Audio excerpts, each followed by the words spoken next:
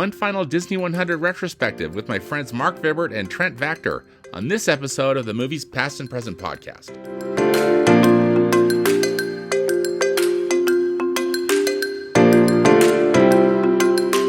Hello and welcome to the Movies Past and Present podcast.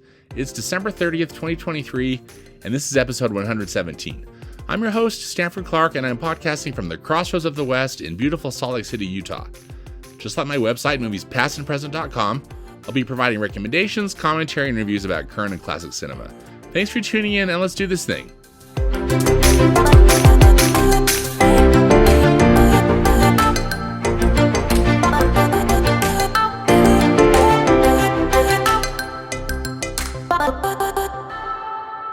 I've had a blast this year with my Disney 100 celebration, and it's coming to an end.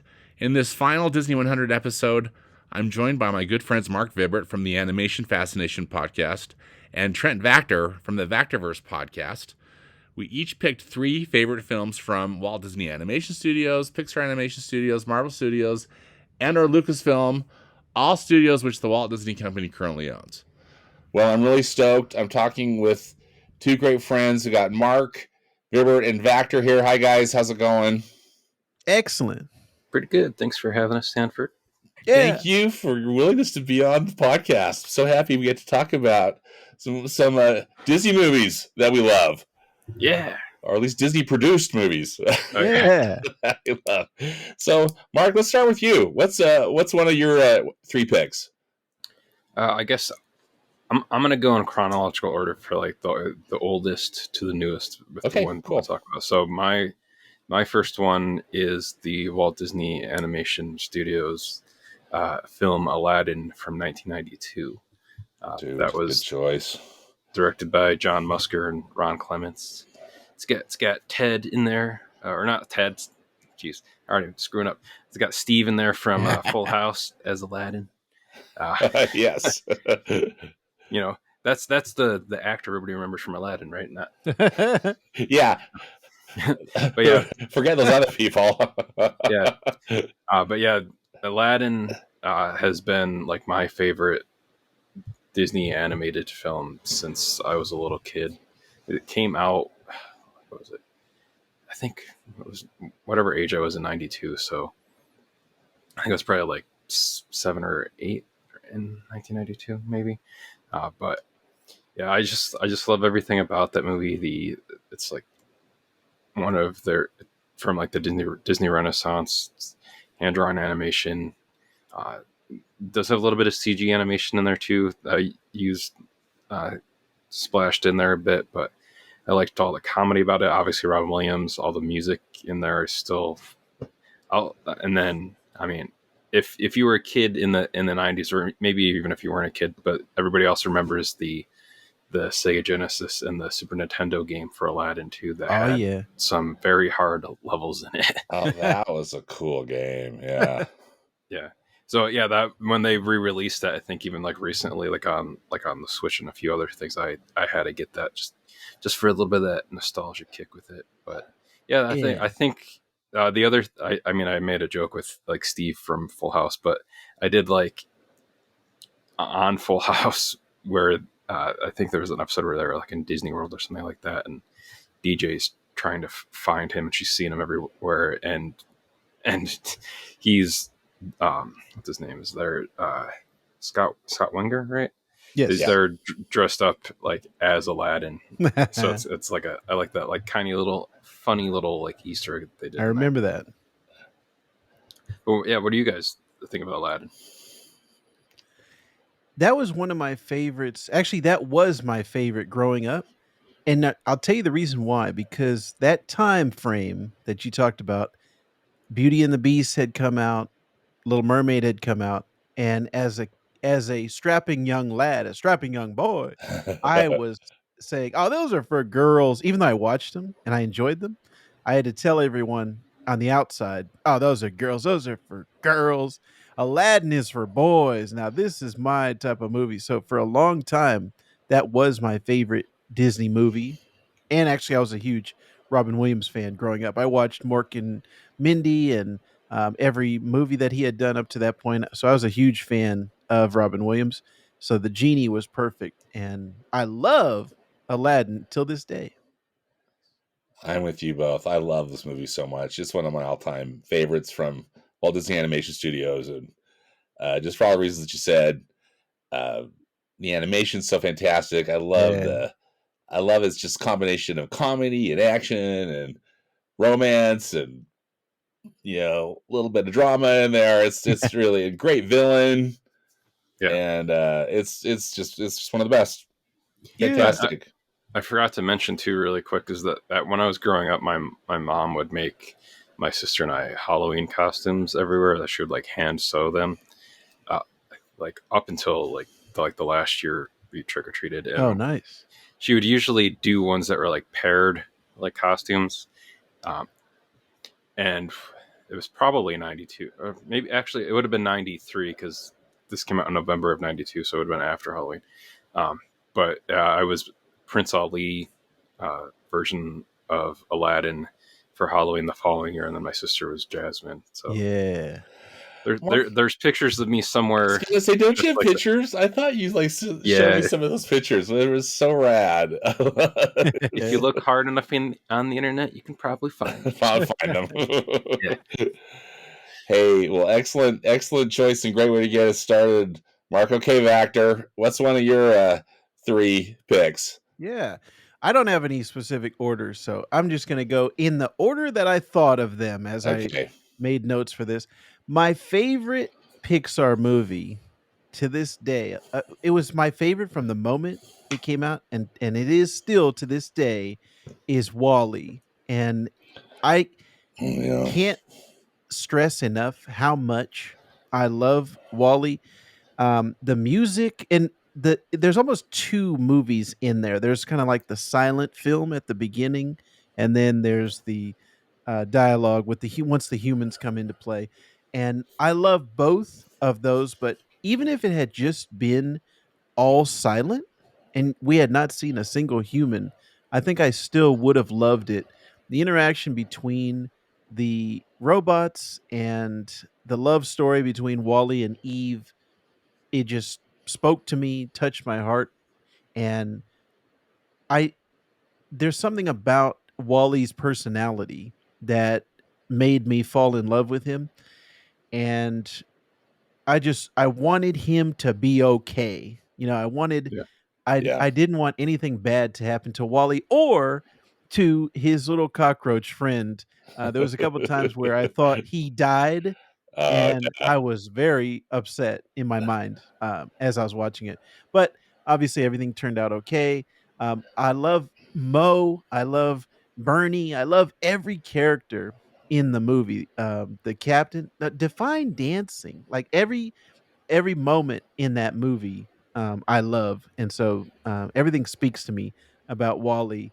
And I've also thought about I've had other movies where there have been robots and I've connected with them. So I don't know what it is. I have something about artificial intelligence, robotics. I've always loved movies like that. So Wally was just the perfect encapsulation of that. And to Stanford's point, I always hear you talk about Stanford, the animation on these different films, and the animation in Wall-E is top notch. There's yeah. nothing better to me. So I love Wall-E. Nice. Great choice. Yeah, What do you think, What do you think, Mark? yeah, I would agree. Like Wally's one of those the one of the best Pixar movies. And I remember the teaser trailer they did for it too was kind of cool too because it was basically them like recounting the story of like after Toy Story came out, like about them going. I forget what the name of They the went to that cafe, right? They yeah, had a yeah, lunch. yeah, Hidden City Cafe, that I Oh, believe is closed now. But that like they went there and they had that lunch where they like talked about like uh, Bugs Life, Monsters Inc., Finding Nemo, and then they're like, and the last movie that day that we discussed was. I always liked that teaser trailer because it was like a cool, different kind of way oh to yeah, I remember that. Yeah, yeah. that was really cool. And then Factor and I were lucky enough to meet Andrew Stanton years ago when we went to a screening of John Carter.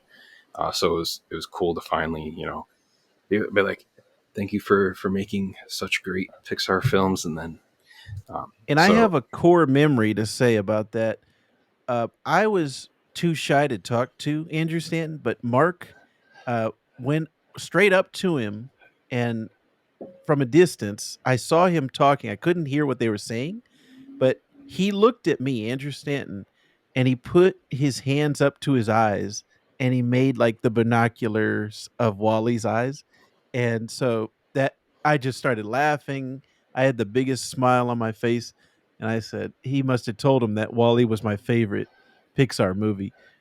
We were seeing a screening of John Carter. yeah, Um, so really quick, like my part of that story was I was wearing a Pixar shirt because I knew Andrew Stanton had directed it, so I was like, I'm gonna wear my Pixar shirt to this. I didn't know he was gonna be there, but then and that he had just gotten. See, this is like how into like the Pixar, like that, like I am. I had known that he had just gotten like a haircut at that point because he had had longer hair for a while, and he had just gotten it like cut, and I was like, oh, that guy over there kind of looks like Andrew Stanton. So I walked over and just kind of stood there for a second, and then he like looked over. He's like, "Oh, thanks for representing, man," because he saw the Pixar shirt. So that's when I started talking to him, and then I was like, "Yeah, my friends over there, you and I are big fans here. We really like Wally." And then that's when he did the thing to look over to Vactor there at that point. Oh, that's This so cool. is another picture you can find online if you look hard enough. Outstanding stories, you two. I love Wally. Great choice. yeah. It's the animation is next level. The storytelling is next level. The sound design, everything Yeah. about that movie is just Also, brilliant. Brilliant. Love it. also the first Pixar movie in the Criterion Collection too. So Oh yeah. Yeah. Good point. Outstanding. Well, my first pick is one from Marvel Studios. It's Captain America: The Winter Soldier, Ooh. and I wanted to talk, particularly add a Marvel component to our conversation, since I respect so much your two, both of your opinions and knowledge about all things Marvel. This one, and I guess it's kind of hard for me to just say why I like this one better than others, but I think that when they were deciding to go for like this 1970s political thriller, and they even Mm, were able to cast Robert Redford in it, and mm. just the storyline. I think the Russo brothers did such a fine job with it. It's just one of my favorites. What do you guys think about Captain America: The Winter Soldier? Is it on your thumbs up or thumbs down list? Oh, that's a huge thumbs up for me. I love that movie, and that comic book was also very special to me when they Yeah, brought Bucky back from the dead. It was number 1, it was amazing because Bucky was one of those characters that was almost, off limits to writers because most of the time in comic books, everyone comes back from the dead. Nobody stays dead, but there are certain ones in Marvel, like Uncle Ben, Spider-Man's uncle, is one that people are like kind of afraid to touch. I'm yeah, sure they will in the future at some point. Some writer's going to come along, but for the most part, there it was Uncle Ben and Bucky. They were like, you can't touch him. And Ed Brubaker, who is one of my favorite writers of all time, came out and just obliterated that story. It was just an amazing way to bring this character back, who was actually Captain America's sidekick during World War II, but he was doing like all the dirty work. Like he was the one killing people, and Captain yeah. America was like the symbol. So when they brought it to the live action, I was like, yes, this is going to be great. And they did a fantastic job. I remember bringing my wife to the movie. Actually, I have a core memory, another core memory of her bringing me to the movie for my birthday. That was her gift to me. Was we watched the movie together, and she had a fantastic time. I had a fantastic time, and I think was that the first Russo yeah, directed movie? that Yes. Yes. that was the Marcus and McFeely Russo brothers kind of pairing Hmm. that would go on to Civil War, Infinity War, Endgame, Yeah. So acclaim. that was amazing. I knew them from Arrested Development and from other things, but they knocked it out of the park in that one. So a huge thumbs up from me. Yeah, Captain America: Winter Soldier. I think also tends to be on a lot of people's uh, like top three, if not a lot of people's. At least before Endgame came out, I think even Hmm. after Yeah. Endgame, that's still a lot of people's top MCU film that they consider their Yeah, favorite. I would say that. Uh, but yeah, I really enjoyed that one as well. That one that one has so many memes that have actually come out of it too. Like with the I'll put it on the list. Yes. The on your left, all of that stuff came out of out of here too. And that movie also obviously introduces Sam Wilson for the first time too. Yeah. Yeah. Now our current Captain America. So Yes. Anthony Mackie's great in that. It's not in the film itself, but I remember like all the bonus features from that and like the the gag reel for that specifically, just with Anthony Mackie doing "cut the check." Yeah. So, Well, I'm so glad to get your opinions on this because I also wondered what your thoughts were on how close it was to the source material. If it Yes. was if you felt it was a faithful adaptation. So Yeah, I loved it, and it wasn't.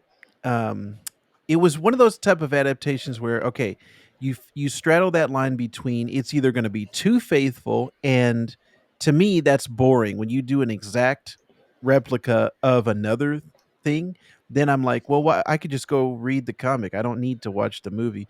So it's not too faithful, like overly faithful. But then it's also not the other direction of oh well this doesn't even resemble the yeah, original comic book. So I like they did a fine merging of the two. So nice adaptation. all right, excellent. Okay, Mark, what is your second uh, film pick? Yeah. so speaking of Pixar a little bit earlier and Andrew Ooh. Stanton a little bit earlier, my next pick is the 1998 Pixar movie A Bug's Life, which I feel like is often underrated for Pixar films. Usually, the oft forgotten early Pixar movie, and I really enjoy this movie a lot too. It's got a really great cast in it. Dave Foley as Flick. Uh, it's got some problematic people in there, between its director and Hopper, but also has Julia Dreyfus, Hayden Panettiere in there, David Hyde Pierce. So I mean, I loved everything about A Bug's Life. When I worked at, I think Vactor and I worked at the Disney store, not the same one, that in separate states, like around the same time. But like when you work at Disney, you can choose like your favorite character to have the name on your name tag there. I remember I chose Flick, which problematically, when it's all spelled out capitals, they kept a capital L and a capital I next to each other It could be a little on a problematic. Yeah. yeah People yeah have to use their glasses. yeah. So my name tag said Flick on it, but Eh. I remember there's also like I took some test at Disneyland or Disney World where it's like which Disney character you most like, and I ended up getting Flick on that because it was Nice. like an imaginative, creative character, um, but and it's also kind of an adaptation subtly of like Seven Samurai. It's also partially inspired by the like Aesop fable, the ant and the grasshopper. That was another um, memory I have of like a movie being related to a video game because I remember like I loved the PlayStation game for A Bug's Life, um, and just like playing that all the way through, and like that was just a fun game itself too. Um, and this is one that I still like watch a lot just because, again, like I think it's often underrated. But what do you guys think about A Bug's Life? First Vactor. What do you think? Oh, I'm sorry. That came in broken up. Say that again. Oh yeah. What do you think of A Bug's Life, Vactor?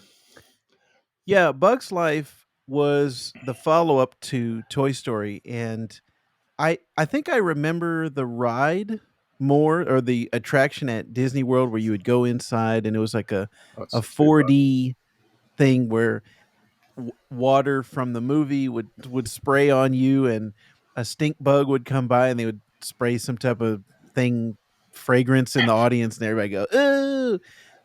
And little ants would be under your seat hitting you.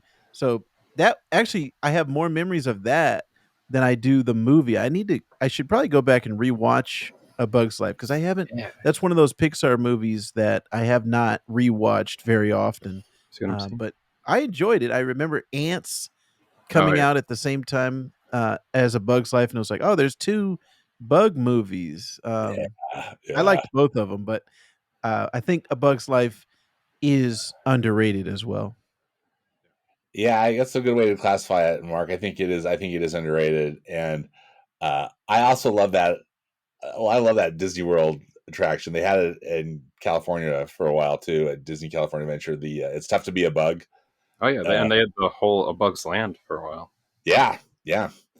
Uh, but cool movie, and yeah, great cast, really cool animation. I remember loving that at the time, Yeah. and just thinking the story was just so clever, Yeah, Yes. and good choice. It'll be fun, and I need to rewatch it because I think you're right. It's underrated, and I definitely haven't seen it for a long time, so that'll be fun, dude. speaking of A Bug's Land, really quick, is when I went to Disneyland last year, the way they kind of have A Bug's Land to live on is that they have usually either Ant Man or the Wasp walking around with like a shrunken down version of A Bug's Land. Yeah. And I, me and my son happened to run into the Wasp last year while she was holding the shrunken down version of it, and I had a patch with me that said a Bug's Land, like the year it was open and the year it closed on that. So I have a. This is another picture that I have of just basically the Wasp holding the miniaturized Bug's Land with me holding up the Bug's Land memoriam That's patch. so So cool. it all worked out. It was awesome. It's cool to see Absolutely. too. Like, and I like even the story behind that is like that's a cool tie in there just to have. I mean, and those are appropriate characters to have tied into A Yeah. Bug's Life. So I like how they kind of like at least keep that little nod to the land there in Avengers Campus. Very cool. Very cool. Okay, Vactor, what's your second film? My second one is my favorite MCU film. Now, this was I almost picked Endgame, almost, just for the culmination of the MCU over that time period. But I'm going to go the opposite direction. My still to this day favorite MCU film is the one that started it all, Iron Man 1. Nice. That movie, that and also came out in the same year as Wall-E. 2008 was a fantastic year for Boy, movies. But wasn't it though? I and Dark Knight also came out that year. Anyways, I loved Iron Man. It completely shocked me because Iron Man was never a character that I cared about growing up. He was always like, I think what it was his armor was not interesting to me. I never thought it looked cool. And then right around the time of the movie is when in the comics they started to make it more futuristic looking, more modern, and I was getting into that. And okay, now his armor's nanotechnology, it's nano robots in his bloodstream. The armor comes out. So those type of things I like. I love thinking about the future. When I was growing up, Back to the Future 2 was always my favorite because it was a look into the future and all the futuristic gadgets and technologies. I was always, as a kid, looking forward and trying to buy different gadgets and trying to get into the future before the future came. I was always thinking ahead of time. So, Iron Man being a futurist and that movie was just amazing to me. Robert Downey Jr.'s performance, it just completely set the tone for the rest of the MCU. I think that pattern that they set in that first movie of comedy and action, it just it persisted to this day in 2023. Here we are.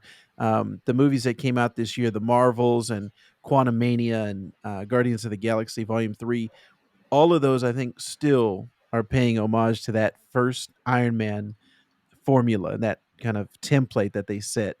And I cannot think of a more perfect way that they could have interpreted Iron Man, to the point where that movie turned Iron Man from maybe a C level character, at best a B level character, into an A Yeah. plus character where every kid wanted to be Iron Man for Halloween.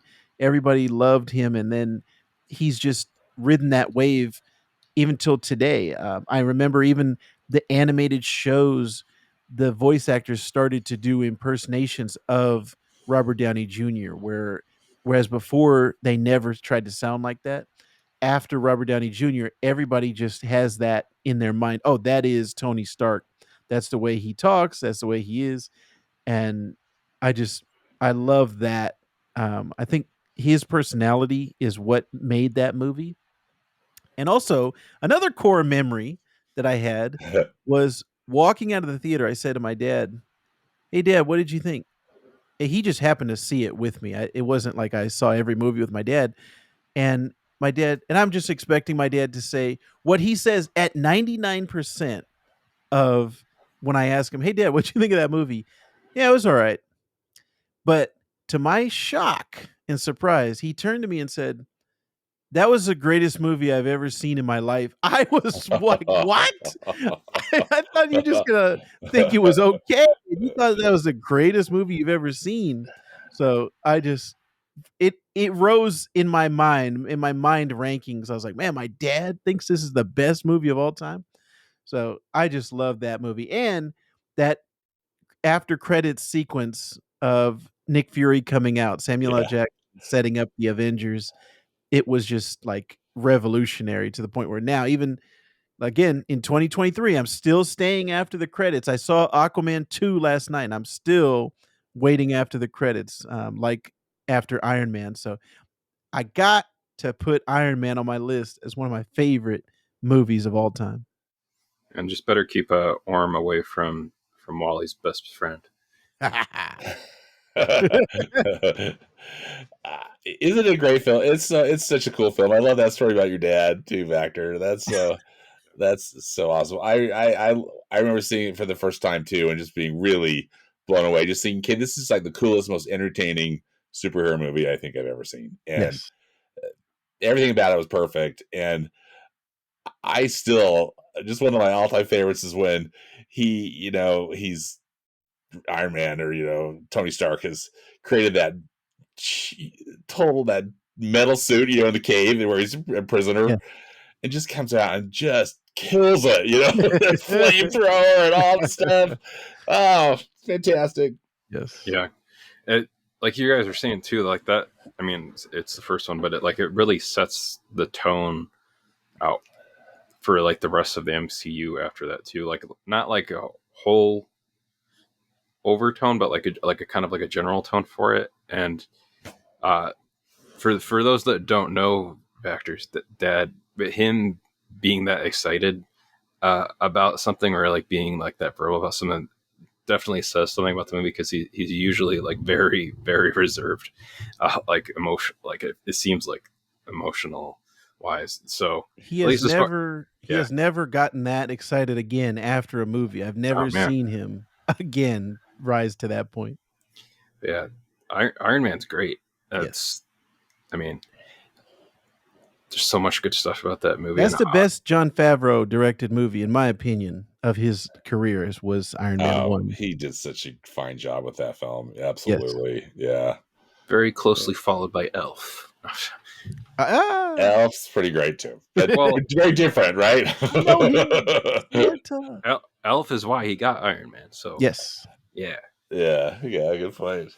All right, my number 2 is Star Wars: The Force Awakens. oh yeah, Ooh. So, I you know, I uh, I actually do really like this film. I know it's very derivative, of course, of A New A the Hope. New Star Hope. Wars episode, yeah, New Hope, and also, It's like poetry you rhymes. know, the new. We should probably just do our own, another podcast all about our. I'd love to get more of your Star Wars opinions. I think the Disney Star Wars has been really mixed, but Hmm. I know the I perfect enjoyed life. this film a lot, and had so much fun. And I think also for me, it was the anticipation of Yes. it that I just Yes. that was so exciting. So it's just a really fun time period. Then all my dreams got dashed, but it's okay. I'm an adult. I can process through it, my disappointment. But anyway, what do you guys think about The Force Awakens? Well, I back was like you, Stanford. I was anticipating that movie, and it delivered. My wife and I, who we were dating at the time, saw that movie 6 times in theaters. Oh, We kept awesome. going back Yeah. and taking different family members. So one time we Uh-huh. took her sister, one time we took her parents, one time we took my parents, one time we took another friend of mine, and it was just a great experience. I don't know. We Mark might have been in the first showing, the first yeah, time I saw that. yeah, I think I went with you one of the times. I know the Yeah. first time I went to it was like that opening night, and I like this was also for whatever reason for that movie they didn't sell reserved seats for it at that point yet. So like I had to wait 12 hours. That was like one of the last times I had to Oh. wait for seats. Uh, I think that was the last movie that I have waited for unreserved seats.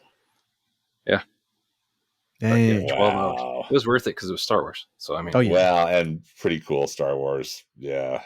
Yeah, that was just that movie. I've rewatched it. Obviously, I watched it 6 times in theater. I've rewatched it on home video a number of times, and the thing that I love about that movie is the pace. It just never Yeah. stops. Yeah. From the It's moment it starts, excellent. Yeah. there is not a stop. Like, In it that just regard. you don't have time to catch your breath, and it's just beat, beat, beat, beat, like action, action, action. And I think that really I was actually just rethinking about this the other day. They set up so much great stuff in that movie that was never followed up Yeah. on in the Which following again, 2. my disappointment and heartbreak. Yeah. So, Yeah. I think the high that we left on at the end of Force Awakens was never topped again because we were just we were anticipating, like, first of all, we were happy that Star Wars was back Yeah. after that break between the prequels at episode 3 and then, the time in between, what was it, 2005 to 2000. 7. Yeah. It I was mean, like, just 2017. Oh, I'm no, sorry. I'm thinking about the prequel or the sequel movies after you, Vactor. Sorry, my bad. oh, yeah. I think it was 2005 to 2013 Yes, yes, was Force yes. Awakens, and it was just that lull and that period of, I don't know if we're gonna get any more Star Wars, which we had that between the originals and the prequels And the where I was like, prequels. "Yeah, Yep. I don't know if it's gonna come back." So, yeah, it was such a high seeing Force Awakens and these new characters in the universe that we had never seen before. I loved BB-8. That was my favorite new character, Oh yeah. and I think actually the best part of that movie is brand new John Williams theme. Yeah. Yeah. Ray's theme oh is yeah, one of my steps. all-time I know. favorite Isn't it the songs best? he has ever created. I actually got a chance to see him live, at, what was it, the Hollywood Bowl, Oh and yeah.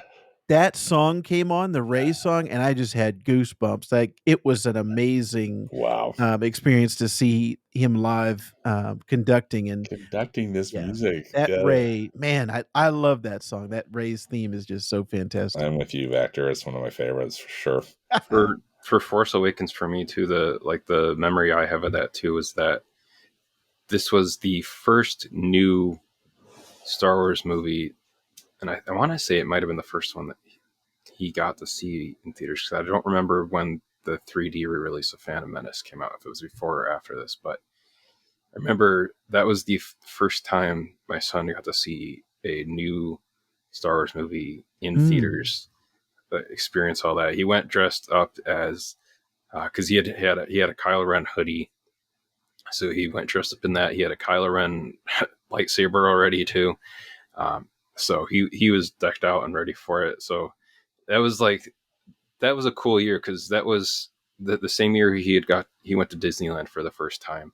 Mm. So I got to experience him How like cool. experiencing like two of these like things that were like really important to me and that he ended up enjoying on like his own merit himself. And it was just cool just watching him experiencing that stuff like through like watching it in IMAX and just like freaking out. Although he doesn't like IMAX, or at least he used to not like IMAX, so he complained that it was too loud. Um, but just watching that movie in IMAX 3D with him and like seeing him like just like look at the screen like wonder and stuff at all, like this stuff that was going on in a Star Wars movie for him. That's definitely like a great memory that came out of Force Awakens for me. Yeah. Yeah. Oh, that's so great. I'm serious. I might hit for me. Vactor. Yeah. I might be hitting you up in the new year for some Star Wars conversations. Yeah. I would love it if you guys Yeah. are game. All right, Mark, what is your number 3 pick?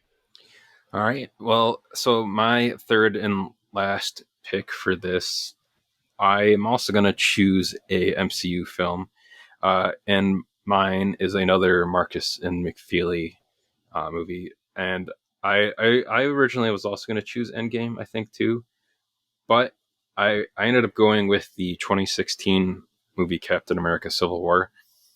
Uh, like this is the one that introduced Spider-Man into the MCU. Yeah, So And Black Panther.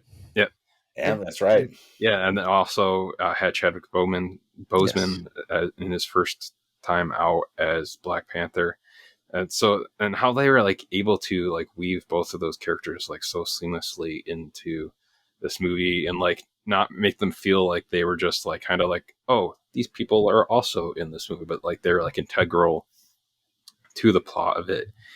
And you were Vector was talking about seeing Force Awakens 6 times in theater. I remember I went and saw Civil War, I think around 6 times in theaters as well too, and that was before I had like any kind of like AMC A list or anything like that. I paid every single time to go see Captain America: Civil War, and that's how much. And like up until Infinity War or Endgame came out, this was my favorite MCU movie.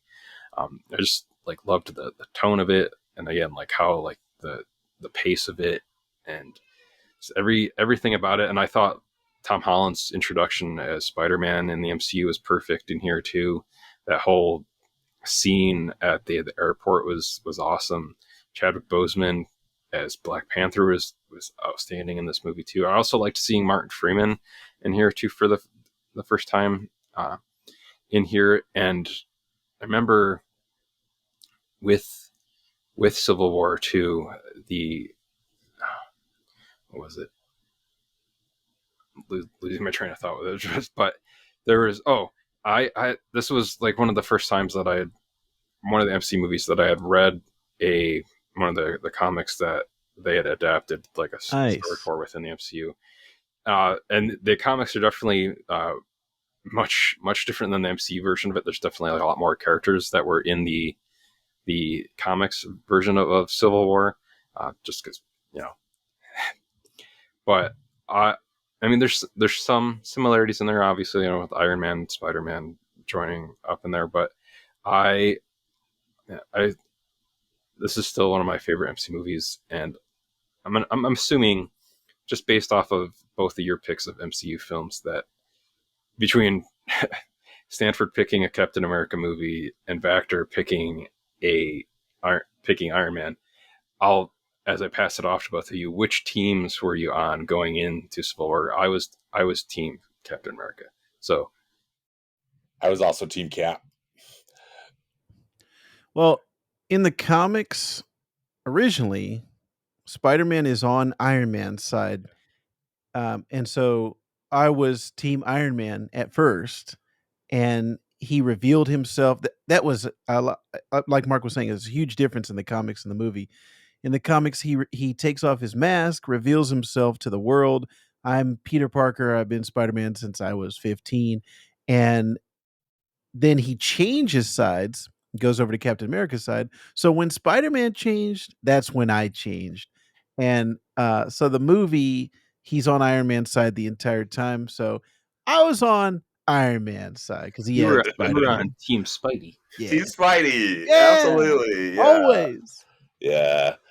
I wasn't that a great when I was so stoked when Disney / Marvel Studios got the rights, but like back or shared for Spider-Man, and Tom Holland just nails it. And I'm with you that there's so many storylines going on in this movie, and they pull it off so well. It's a terrific film. Yes. Great choice. All right, Vactor, what's your third film? Well, going off of your last pick, Stanford, I had to include a Star Wars film in here, some type of a Lucasfilm. And I've gone back and forth between what my favorite Star Wars movie is of all time. But currently in 2023, A New Hope, the one that Force Awakens was a derivative of, is my current favorite Star Wars movie. And it's kind of similar to why Iron Man is my favorite. It's the one that started it all. And also, I think it's the most complete Star Wars movie, the one that can stand on its own. Maybe Rogue One is also up there, but it is the one that to me is a perfect movie.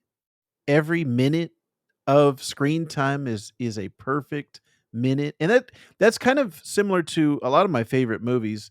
Back to the Future, Dark Knight, Scott Pilgrim. When I think about them and I think, okay, what could be changed about this movie?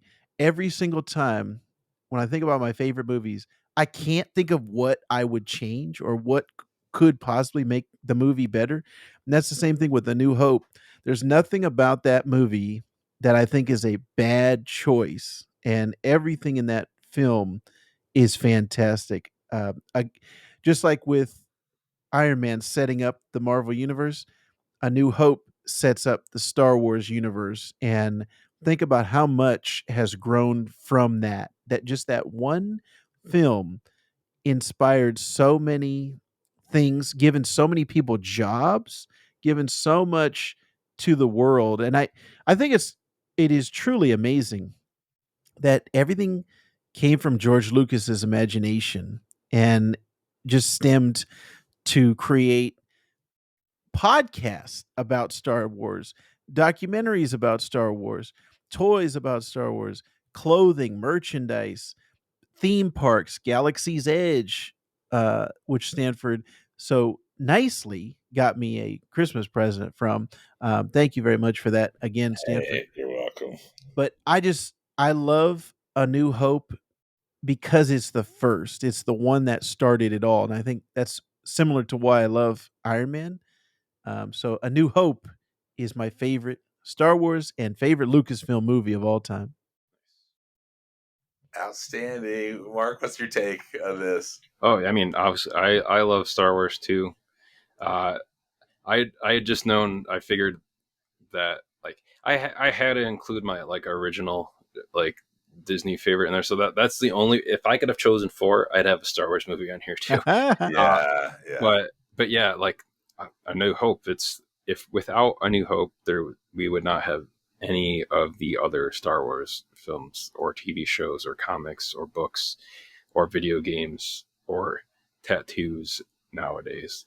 So That's crazy to me to think, what if A New Hope was not successful? Like, yeah, what the I mean, world would be a like? holiday That's special wouldn't crazy. exist, Yes. and then there wouldn't be any documentary about it. I don't want to live in that world. Yeah. I don't want to live in that world either. So Same. luckily, we are in the universe in the multiverse that Star Wars does exist. Yeah. And Excellent. it's not that really old movie that Yeah, that Peter Parker talks. Yeah. I'm with you. I love this movie so much, and I have a hard time picking between A New Hope and The Empire Strikes Back. But there wouldn't be The Empire Strikes Back without A New Hope. Yes. So it's just it's a perfect movie, and it still holds up to this day. And I'm with you. Everything that has come from it, you just can't. It's kind of hard to comprehend. And Star it Wars doesn't rules. unlike The Force Awakens, which I also love, and so I'm not dogging that movie, but A New Hope is the only one that can exist on its own. If there wasn't any others, there is still a satisfying conclusion to A New Yeah. Hope. Whereas, let's say, Episode 1 or Episode 7. They rely on the other ones because those are complete trilogies. Like Yeah, they have to exist together. So A New Hope, it exists on its own or as the start to this amazing universe and galaxy. yeah, yeah. Great pick. Well, my number 3 pick is back to Pixar. I'm picking the OG Toy Story from Ooh. 1995. I, I love really most every Pixar movie, and I just I think the filmmakers at Pixar are just magicians. I call them just because I think they do such tremendous work. But over the summer, this summer of Disney did release in theaters 8 films as part of like this Disney 100 kind of film festival thing. I don't know if either of you saw any of those, but the original Toy Story was one of the 8 films that Ah, they screened, and yes. so it was so much fun to go see that on the big screen again. And again, of course, the quality of the computer animation has just changed so dramatically. Of course, you compare original Toy Story to Toy Story 4, but the story is so fantastic, and uh, even with the computers they were using at the time, still the animation was so groundbreaking and still so fun to watch. The emotions there, uh, I really love this film, so I decided to go with the OG. The one that started it all. Yeah, speaking of the one that started Yeah. it all, what do both of you think of the original Toy Story? Yeah, I mean, it really did like change the animation industry after that because everything before that was hand-drawn animation, and now you'd be hard pressed and far and few between to find a hand-drawn animated film. Everything is CG animation. Like Toy Story opened like it's not really it's not a bad thing, but it's like it opened like that Pandora's box of basically like now all of these movies will be CG animated, whether it's good CG animation or bad CG animation. And like Vactor and I love Pixar so much. Like that's and people if they've heard me and Stanford talk together before too, that's kind of what like initiated Animation Fascination was like me and Vactor loving Pixar so much was we that first episode we was talking all about Pixar and like without Toy Story none of that rest of that exists. Toy Story and Pixar. I mean, it's and I think it was just this year that I think it was this year that Toy Story got added to the National Film Registry. It might have been Dang. earlier, but Took I him think long it enough. was this year. Yeah, I Yeah, can't remember if it was this year or if it was last year, but it's on. Yeah, the Library of Yeah. Congress National Film Registry. Uh, such a landmark film and a great film. so Yeah, 100%. And that was what was fascinating to me. I remember that movie coming out. I was living in Japan at the time, and this is another core memory. I remember it snowing at the time, and just wanting to get out of the snow and like, oh, let's go see a movie. Here's some type of animated thing. I don't know what this is, but ended up being one of my favorite movies at the time, and specifically just the premise of what if your toys were alive? What if they were having their own lives while you were away, while you were not there? Your toys were doing things, and that's as a kid, that's something that my imagination often thought about. Of oh yeah, they're having their own adventures without me when I'm not in the room. Those toys are like talking to each other. Oh, maybe I can catch them. Sometimes I'd try to look at my toys, like open up the door, the closet door. Oh, are they talking in there? So I remember that, just that premise alone. And then also I was a huge Tom Hanks fan. I yeah. really liked Tim Allen. I was just watching the Santa Claus earlier tonight and thinking about Tim Allen's career. But yeah, it was just a perfect cast, and the the premise I think is what is the strongest thing about that movie, and just amazing that it is the first computer generated film, and what it opened up the floodgates that came afterwards. Toy Story 5 coming soon. Oh Yeah, man, I know. Another film that we didn't ask for, but well, hopefully it's going to be good. Hopefully it's going to be ah, should have stopped at three. Three was yeah. perfect. Oh yeah, Oh my goodness. This has been so much fun. Thank Yeah. you both for Yeah. your I time and your want to excellent talk picks. more Star Wars with Stanford. More. Yeah, let's do More. it. Yeah. Well, whether we do it on my podcast or Mark, maybe we could hijack the holdo Yeah. maneuver for a bit. Or both. Yeah. That'd be so much fun. Do a All three-way right. crossover. Hey, Mark, where can people find you on social media? Oh, speaking of, so you can find me on Animation Fascination, on the Holdo Maneuver, and coming soon the Richmond Way. If you can find all that stuff just by looking for me at Marc Vibbert, MarcVibbert. If you just Google that, you'll probably find all that stuff. So that's where you can find all that stuff. Thanks, Mark. How about you, Vactor? Where can people find you online? I do a podcast and YouTube show called the Vactor-Verse, which is also on Instagram, TikTok, and Twitter, but mainly YouTube, youtube.com/Vactor, which is my last name, Vactor. That's where you'll find me talking about Star Wars and comic books. Hey, well, thank you both. Appreciate it. Thank you, Happy Stanford. holidays. Yeah. Happy New Year. We'll talk to you soon.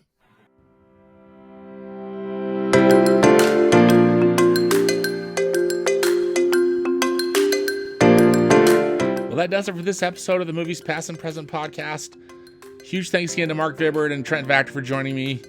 Links and more information about the movies discussed in today's podcast can be found in the podcast notes on my website at moviespastandpresent.com. Subscribe to the podcast where you listen to podcasts, and follow me on Instagram. I'm at moviespap. As always, I hope you will enjoy some good movies this week, whether it be from the past or the present. Thanks again for listening. Thanks so much for your support. Until next time, dedicate yourself to the truth, and Happy New Year.